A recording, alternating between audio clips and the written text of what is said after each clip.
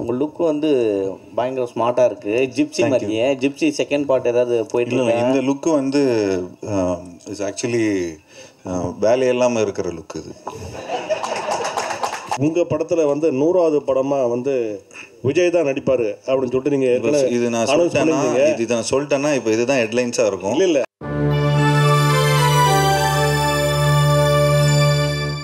ஜீவா, உங்களுக்கு Sundar C Lawrence மாஸ்லாம் எப்படி பேய் வச்சு நிறைய படங்கள் பண்ணுறாங்க. ஏன்னா தமிழ் சினிமாவில் 100 crore கிளப் மாதிரி இப்போ பேய் கிளப்பில் அவங்களாம் இருக்காங்க, சுந்தர் சி லாரன்ஸ்லாம்.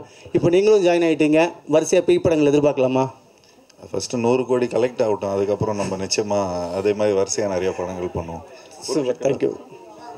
ஜீவாவே நல்ல ஹைட்டு, அதோட ராசிகன் தான் பயங்கர ஹைட்டாக இருக்காங்க. அகத்தியர் யார்? அர்ஜுனா? நீங்கள் கரெக்டாக கண்டுபிடிக்கிறீங்க. பட் இருந்தாலும் படத்தில் வந்து அகத்தியா வந்து ஜீவா தான். நீங்கள் பார்க்கும்போது உங்களுக்கு அது தெரிஞ்சிடும் அந்த பேருக்கும் இதுக்கும் என்ன காரணம் இருக்குது அப்படிங்கிறது. ஜீவா சார் சூப்பர் குட்டே கிட்டத்தட்ட 100 படங்களுக்கு மேலே பண்ணியிருக்காங்க. அவ்வளோ பெரிய இந்தியாவில் ப்ரொடியூசரு. இந்த கதையை ஏன் அப்பாட்ட சொல்லாமல் ஐஸ்வரி சார்கிட்ட தான் சொல்லணும்னு போனீங்களே, என்ன காரணம்? எனக்கு அப்போவே அந்த ஸ்டேட்மெண்ட் அவருக்கு 1 செகண்ட் கணேஷ் சார் பதில் சொல்லுவார். இதுக்கு நான் அவங்க அப்பாவுக்கு இந்த படத்தை போட்டு காமிச்சேன், பார்த்துட்டு ரொம்ப நல்லா இருக்குது அப்படின்னாரு. அப்போ நான் ஒரே வார்த்தை சொன்னேன், சார் நீங்கள் செய்ய வேண்டியதை நான் செஞ்சுருக்கிறேன் சார்ன்னு சொன்னேன். நிச்சயமா அப்படின்னு சொல்லிட்டு ஒத்துக்கிட்டு போயிட்டார். சார் வந்து இப்போது அப்பா பார்த்துட்டிங்கன்னா இப்போ ரொம்ப செலக்டிவாக தான் படம் பண்ணுறாரு. அதில் ஏற்கனவே 99ல் ஒரு படம் வந்து நான் அப்பாவுக்கு பண்ணுறேன்னா, ஸோ இப்போது அதுக்கப்புறம் 100th ஃபிலிம் என்ன பண்ணுறாருன்னு தெரியல. பட் இப்போ அந்த 99th ஃபிலிம் ஏற்கனவே நாங்கள் டிசைட் பண்ணிட்டோம்.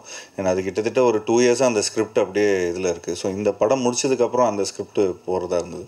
அதுவும் நல்ல பெரிய பட்ஜெட் படம் தான் சார். சும்மா ஒரு ஜாலிக்கு தான் நான் எப்போயா சும்மா ஒரு என்டர்டெயின்மெண்ட்டுக்காக தான் நான் சொல்லுவேன். இல்லைனா வீட்டுக்கு போனால் செம்ம அடி விழும்.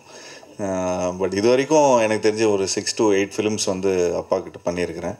அண்ட் இப்போ ஈலாம் பார்த்துட்டிங்கன்னா பெரிய பட்ஜெட் ஃபிலிம்ஸ் தான் சார். பட் இப்போது இன்றைக்கி இருக்கிற காலகட்டத்தில் இந்த ஓடிடி அது இதுன்னு எல்லாமே கொஞ்சம் டிஃப்ரெண்ட்டாக பிஸ்னஸ் அப்படி இப்படின்னு கொஞ்சம் ஆகிறதுனால கொஞ்சம் பார்த்து தான் முடிவு பண்ணுறோம்.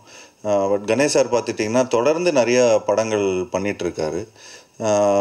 இப்போது ஒரு ஃபிலிமில் வந்து ஏதோ ஒரு விதத்தில் நம்ம ஏதோ கொஞ்சம் நிறைய செலவு பண்ணிட்டா கூட அடுத்த படத்தில் நாங்கள் வந்து கொஞ்சம் அதை கழிச்சுப்போம், நாங்கள் வேறு மாதிரி நாங்கள் இது பண்ணிப்போம். பட்டு அப்பா என்ன திரும்ப நான் வந்து அது வேறு கணக்கில் நான் சொல்லணும் அதுக்கு. சார் வருஷம் பண்ணலான்னு சொல்லிட்டாரு, அந்த கணக்கெல்லாம் இப்படி எதில் வருமா சார்? நிச்சயமாக சார். இது வந்து இது வந்து நாங்கள் பிஸ்னஸாக பண்ணல. இப்போ ஆக்சுவலி பார்த்துட்டிங்கன்னா கணேஷ் சார் வந்து அவருக்கு எவ்வளோ பிஸ்னஸ் இருக்குது, எவ்வளோ விஷயங்கள் இருக்குது. அதே மாதிரி எங்ககிட்டயும் ஒரு ப்ரொடக்ஷன் கம்பெனி இருக்குது. பட் ஒரு பேஷனாக தான் இது ஒரு விஷயத்த பண்ணுறோம். ஸோ இன்றைக்கி இப்போ பாவிஜய் சார் வந்து அவரோட ட்ரீம்ஸ் வந்து எல்லா விதத்துலேயும் வேறு ஏதோ ப்ரொடக்ஷன் கிட்ட எடுத்துகிட்டு போகாமல் ஒரு நல்ல ஒரு ப்ரொடக்ஷனுக்கு வந்தால் அவரோட ட்ரீம்ஸ் ஃபார்வர்ட் போகும். ஸோ அந்த மாதிரி தான் நான் வந்து கொஞ்சம் புது டைரக்டர்ஸ், அது இல்லாமல் ஒன் ஃபிலிம் பண்ண டைரக்டர்ஸ் எல்லாமே கணேஷ் சார்கிட்ட எடுத்துகிட்டு வருவேன். அண்ட் அது இல்லாமல் அவங்கக்கிட்ட நிறைய ஒரு தொடர்ந்து படங்கள் பண்ணிகிட்டே வந்துட்டுருக்குறாங்க. ஸோ அந்த தியேட்டர்ஸ் அந்த இது. ஸோ அதனால் வருஷம் வீட் லைக் டு டூ. அண்ட் நாங்களும் அதுக்கேற்ற மாதிரி இப்போது கொஞ்சம் வருஷம் படம் பண்ணுறதுனால அதுக்கேற்ற மாதிரி கதைகளும் எங்களுக்கு டைரக்டர்ஸ் எழுதுவாங்க. Director sir. அப்புறம் ஜீவா சார், அப்புறம் உங்ககிட்ட இன்னொரு கேள்வி. ஆமாம் சார், நீங்கள் வந்து அவர் தான் ரொம்ப நேரமாக ராசி மேம் கேட்குறாங்க, யார் கேள்வி கேட்குறாங்கன்னே தெரியல. ஸோ அப்புறம் சார் இந்த உங்கள் படத்தில் வந்து 100வது படமாக வந்து விஜய் தான் நடிப்பார் அப்படின்னு சொல்லிட்டு நீங்கள் இது நான் சொல்லிட்டேன்னா இப்போ இதுதான் ஹெட்லைன்ஸாக இருக்கும். இல்லை அது சொல்லிருந்தீங்க. ஆனால் 100வது படம் என்ன எடுக்கிறாங்க தெரியல. அப்பா தெரியல சார், தெரியல சார். அதான் கொஞ்சம் அவர் வந்து கடைசி படம் அறிவிச்சிட்டாரு, அதனால தான் கேட்டேன். அப்படியா சார்? தெரியல சார், எனக்கு இந்த நியூஸு. பட் ஏதாவது மிரக்கல் நடந்தாலும் நடக்கும்னு நினைக்கிறேன். நீங்கள் ஒரு ப்ரொடியூசரோட பையங்கிறதுனால தான் அடுத்த படம் நான் காசு இல்லாமல் கூட பண்ணுவேன் அப்படின்னு சாருக்காக சொன்னீங்களா? இல்லை செலவு ஜாஸ்தி ஆகிடுச்சு. ஏன்னா உங்கள் நண்பர்களும் நிறைய ஹீரோக்கள் இருக்காங்க உங்கள் சேம் செட்டு, எல்லாரும் அப்படி ஒத்துப்பாங்களா இல்லை உங்கள் பெருந்தன்மையான குணமா? இல்லை சார், இது வந்து எங்கள் அப்பா எங்களுக்கு சொல்லி கொடுத்தது. சாதாரணமாக இப்போ பாருங்களேன், இப்போ இந்த மாதிரி நான் ஏதோ சம்பளமே கேட்டேன்னு வச்சுங்களேன், சார் எனக்கு இவ்வளோ கோடி கொடுங்க அவ்வளோ கோடிங்க கொடுங்கன்னா ஸ்ட்ரைட்டாக எங்கள் அப்பா சாருக்கு ஃபோன் பண்ணிவிடு, அதெல்லாம் அவனுக்கு அவ்வளோ கொடுக்காதீங்கன்னு சொல்லிவிடுவாங்க. நீங்கள் படத்தில் செலவு பண்ணுங்கள், நல்ல புது டைரக்டரை போடுங்க, அண்டு ப்ராடக்ட்டுக்கு வந்து நீங்கள் முக்கியத்துவம் கொடுங்க. அப்புறம் அது வந்து நல்லா பிஸ்னஸ் ஆனதுக்கப்புறம் அதுக்கப்புறம் அடுத்த படத்தில் திரும்ப அதே இன்வெஸ்ட்மெண்ட்டை நீங்கள் வந்து இன்னும் நல்ல பிரம்மாண்டமான படமாக எடுங்க அப்படின்னு தான் சொல்லுவார். அதுதான் அப்பாவோட சீக்ரெட்டு. அதனால தான் நிறைய ஃபிலிம்ஸ் எடுக்க முடிஞ்சுது. சார் ப்ரொடியூசர் சார், இது இந்த படத்துக்கு அப்பாற்பட்ட கேள்வி, ஆனால் நீங்கள் சம்மந்தப்பட்ட கேள்வி. இன்றைக்கி வந்து ட்ராகான்னு சொல்லி அவ்வளோ பெரிய ஜெயிச்சிருக்கிறாப்புல உங்கள் ஹீரோ, அதாவது உங்கள் டைரக்டர். அவருக்கு ஏஜிஎஸ் 2 படம் அவரை யூஸ் பண்ணிடுச்சு. நீங்கள் தான் அவருக்கு வாய்ப்பு பெருசாக கொடுத்தது டைரக்டராக. அவரை ஹீரோவாக டைரக்டராக ஒரு முயற்சி நடந்ததாக கேள்விப்பட்டோம். அது நடக்குதா? நடந்துட்டு இருக்கு. உங்கள் லுக்கு வந்து பயங்கர ஸ்மார்ட்டாக இருக்குது. ஜிப்சி மாதிரியே. ஜிப்சி செகண்ட் பார்ட் ஏதாவது போயிட்டு இல்லை, இந்த லுக்கு வந்து இஸ் ஆக்சுவலி வேலையெல்லாமல் இருக்கிற லுக் இது. ராசிகண்ணா மேம் நல்லா நீங்கள் பார்க்குறதுக்கு ஹாலிவுட் ஹீரோயின் மாதிரி இருக்கீங்க. இன்னமும் தமிழ்லேயும் ஹிந்திலையுமே சுற்றிட்டு இருக்கோங்கிற ஃபீலிங் ஏதாவது இருக்கா? ஏன்னா எதுவும் வாய்ப்பு வந்தது ஹாலிவுட் சைட்லேருந்து? நீங்கள் நடந்து வரப்போ பார்த்து நானே மறந்துட்டேன்.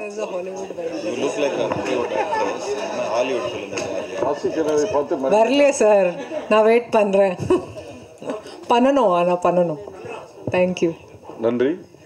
இங்கே கோயின்சிடென்ஸாகவே வந்து அகத்தியா அண்ட் சப்தம் ரெண்டுமே வந்து ஒரே நாளில் ரிலீஸ் ஆகுது. ரெண்டுக்குமே வந்து ஈக்குவலான எக்ஸ்பெக்டேஷன்ஸ் இருக்குது. ரெண்டுமே ஹாண்டட் அண்ட் மித்தாலஜி அந்த மாதிரியான ஒரு விஷயமா இருக்குது.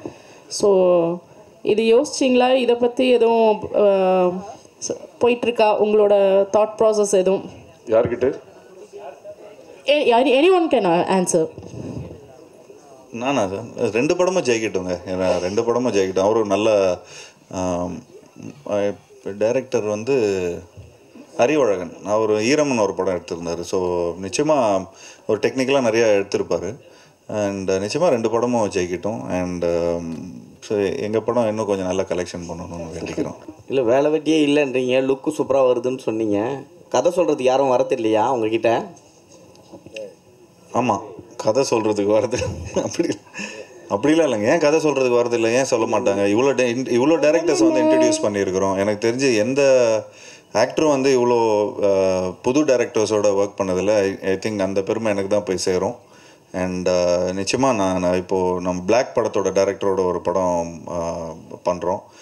அதுவும் கூடிய சீக்கிரம் அனௌன்ஸ்மெண்ட் வந்துடும். அண்ட் அது இல்லாமல் சூப்பர் குட்டுக்கு ஒரு படம் பண்ணுறோம். அண்ட் அது இல்லாமல் இன்னொரு ஃபிலிம் இப்போது நாங்கள் வந்து ரிலீஸ் ஆகணும், ஒரு காமெடி படம் பண்ணி. நானும் ஒரு டைரக்டர் அமைச்சிருக்கேன். ஆமாம், அவரும் ஒரு சந்தோஷம்னு ஒரு டைரக்டர் அமைச்சிருக்காரு. ஸோ இந்த படம்லாம் ரிலீஸ் ஆனதுக்கப்புறம், அந்த கலெக்ஷன்லாம் போனதுக்கப்புறம் அதுக்கு ஏற்ற மாதிரி, சரி பட்ஜெட்டுக்கு ஏற்ற மாதிரி நாங்கள் எங்களோட கதையை கேட்டு அதை முடிவு பண்ணலான்னு இருக்கோம். ஓகே, என்னது இது? இல்லை அது சஸ்பென்ஸ். அது அனைவருக்கும் நன்றி, வணக்கம். தேங்க்யூ.